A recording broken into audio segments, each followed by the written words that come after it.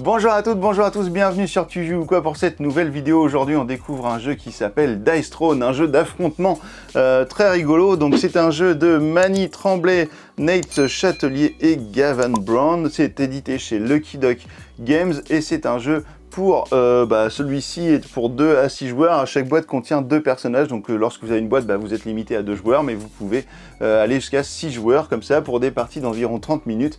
Et pour, je sais plus quel âge, 8 ans et plus, voilà, 8 ans et plus, parce que c'est quand même assez simple comme jeu. Vous allez voir le fonctionnement tout de suite. On se retrouve juste après pour les avis. À tout à l'heure.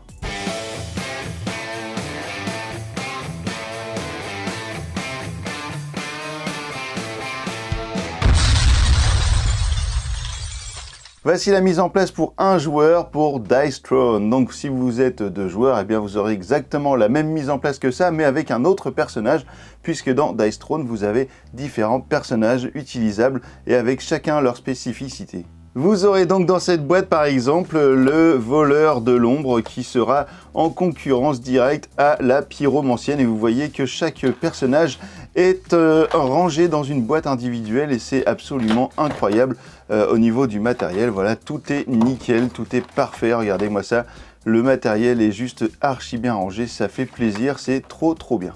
Vous aurez un grand plateau comme ceci avec les différentes attaques possibles et la défense que vous allez pouvoir utiliser lorsque vous allez jouer contre votre adversaire lors de votre tour. Et ces attaques, vous allez pouvoir les réaliser grâce à des dés qui sont juste ici et qui seront également uniques par rapport aux différents personnages. Chaque personnage a une couleur de dés avec des logos qui lui sont spécifiques et qui lui sont dédiés par rapport à ses actions et à ses pouvoirs. Donc vous aurez le résumé des petites faces de dés juste ici sur le coin de la feuille additionnelle qui est là, qui va avoir un côté recto-verso et donc qui va avoir sur son recto tous les pouvoirs qui seront à déclencher avec des petits jetons. Ce seront des pouvoirs d'altération qui vont changer l'état physique de votre adversaire ou du vôtre. Donc ça c'est plutôt pas mal. Et au dos vous aurez une FAQ, donc des questions-réponses par rapport à votre personnage, donc ça c'est vraiment bien pensé également.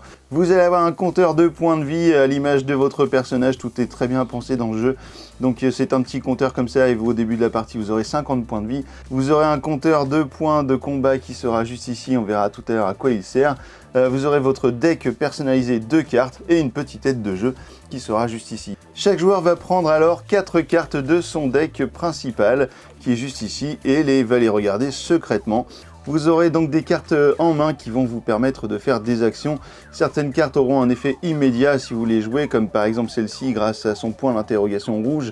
Ici, le P, le ciblage de P, cela signifie que vous allez pouvoir jouer cette carte lors de votre phase d'action principale.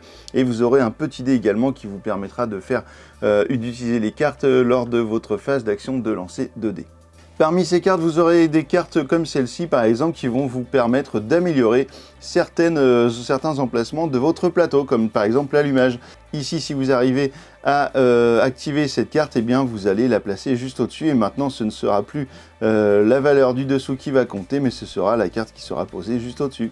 Alors les cartes évidemment vous allez devoir les payer et ce sera grâce aux points de combat qui seront juste ici. Donc si vous devez jouer cette carte, eh bien vous allez payer 2 points de combat, donc 2 moins 2, 0. Et après vous n'aurez plus de points de combat pour jouer cette carte. Le jeu se jouera en 8 phases et la première phase sera la phase d'entretien pendant laquelle vous allez résoudre les effets des jetons d'altération qui seront placés sur votre poste, sur votre plateau de joueurs.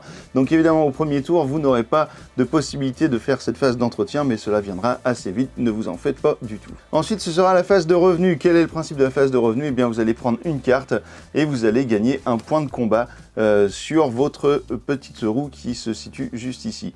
Alors le premier joueur de la partie ne fera pas cette phase de revenu, mais par contre le deuxième joueur sur le premier tour, quant à lui, pourra faire la phase de revenu, il n'y a pas de problème. Ensuite viendra la phase principale dans laquelle vous allez pouvoir jouer les cartes comme je vous le disais en payant des points de combat. Donc vous allez pouvoir soit améliorer des choses, soit faire des actions. Et lorsque donc, dans cette phase, le temps que vous pouvez payer, vous pouvez faire autant d'actions que vous voulez.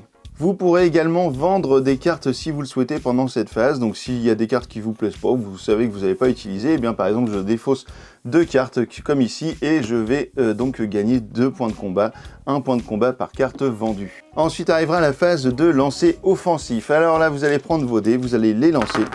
Et suivant le résultat de vos dés, eh bien vous allez choisir certains de vos dés. Par exemple, les 2-6, là, ça pourrait être vraiment cool, puisqu'en fait, si vous arrivez à avoir 5-6 comme ceci avec ce petit symbole, eh bien vous allez avoir votre pouvoir ultime qui va s'enclencher, et là c'est quand même vraiment cool puisque l'adversaire ne peut pas le défendre. Donc vous allez pouvoir reprendre vos dés, les relancer, donc là c'est un peu raté, et relancer une dernière fois vos dés. Alors là on voit que j'ai 3 flammes, et bien 3 flammes ça peut me permettre de lancer une boule de feu qui inflige 4 dégâts à mon adversaire. Je vous disais que vous allez lancer votre boule de feu sur votre adversaire, mais ça c'est à condition de n'être que 2 autour de la table. Si vous êtes plus que 2, eh bien alors il y aura la phase numéro 5 qui sera la phase de ciblage. Alors la phase de ciblage, eh bien c'est très simple, vous allez lancer un dé et suivant le résultat il va se passer quelque chose. Donc là je vous fais 1, et bien pour une valeur de 1 ou 2, eh bien ce sera votre adversaire de gauche qui sera ciblé. Pour une valeur de 3 ou 4, ce sera votre adversaire de droite. Pour une valeur de 5, ce seront les adversaires qui choisiront entre eux qui va recevoir les dégâts. Et en 6, eh bien ce sera vous qui choisirez quelle sera votre victime autour de la table.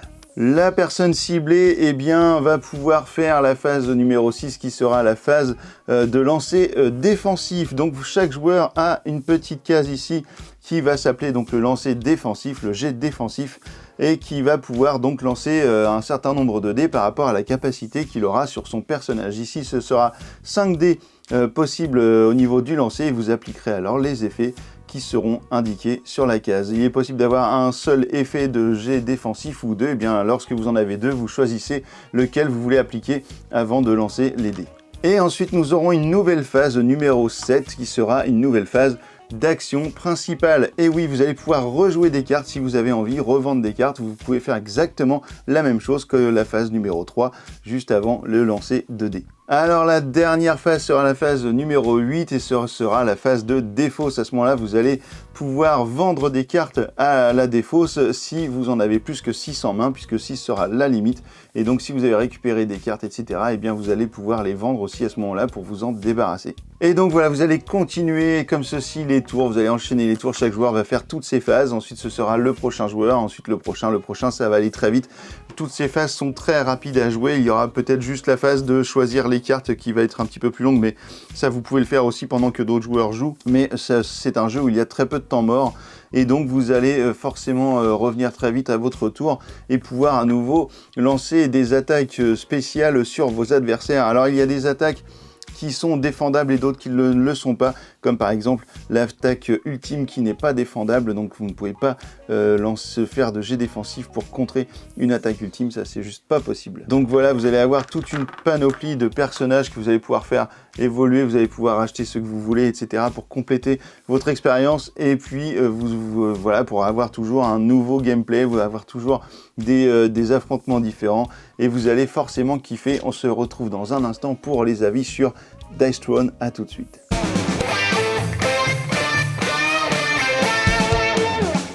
Et bien voilà, maintenant vous savez comment fonctionne Dice Throne. Et bien c'est un jeu qui est hyper fun, qui est hyper rapide, qui est hyper frénétique. Voilà, vous allez lancer vos dés, vous allez envoyer des grosses patates à vos adversaires, des gros pouvoirs de dingue, et puis vous allez forcément trouver votre personnage préféré parmi toute la panoplie, et puis vous allez comme ça renouveler des nouvelles parties, pourquoi pas faire des championnats avec des tournois de Dice Throne. Franchement c'est un jeu qui est vraiment trop cool, vous allez forcément vous amuser avec ça. On est un petit peu dans l'esprit d'un King of Tokyo, vous voyez, avec les 3 lancers de dés, etc. Mais voilà, avec un autre fonctionnement, avec un truc tout aussi sympathique et qui donne envie tout autant de rejouer. Donc Dice Throne, c'est une valeur sûre, je vous le conseille, c'est donc chez Lucky Duck Games. Et maintenant que vous savez tout sur Dice Throne, et ben alors, tu joues ou quoi ?